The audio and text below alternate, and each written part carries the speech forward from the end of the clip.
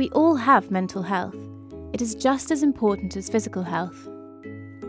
It is not only about mental illness or mental disorders. This is just one part of a bigger picture. It's best to think about mental health as being on a continuum, rather than people being either mentally ill or mentally well. We are all on the continuum, and we move up and down according to factors such as our genetic makeup and upbringing, our life circumstances, and the stresses we are under. At one end of the continuum, we have mental disorders, like depression or anxiety. And at the other end, we have states of positive mental health, when we're thriving, content, and fulfilled. The aim of mental health interventions is to move people up the continuum, so that they're able to reach their full potential and live satisfying lives. The World Health Organization describes mental health as a state of well-being in which every individual realizes his or her own potential, can cope with the normal stresses of life, can work productively and fruitfully, and is able to make a contribution to his or her community.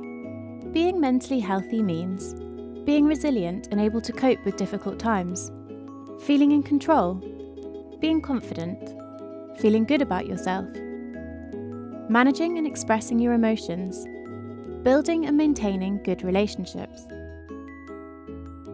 We all experience periods when we feel stressed, worried, anxious, sad, afraid, or angry.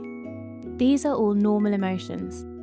However, when these emotions become severe enough that it interferes with a person's ability to function daily, and these feelings become persistent over time, then it can develop into a mental health problem. There are many different types of mental disorders. When left untreated, mental disorders can be chronic and long-lasting, and are associated with increased disability. They significantly have an impact on daily functioning and frequently interfere with family, social, and work responsibilities. Fortunately, there are effective treatments and evidence-based interventions available that aim to help individuals understand and cope with symptoms of mental illness. However, very few people with mental disorders access existing treatment services. This may be due to barriers such as the stigma attached to seeking help, the lack of understanding of mental health problems, uncertainty of how to get help, or the fear of disclosing mental health problems.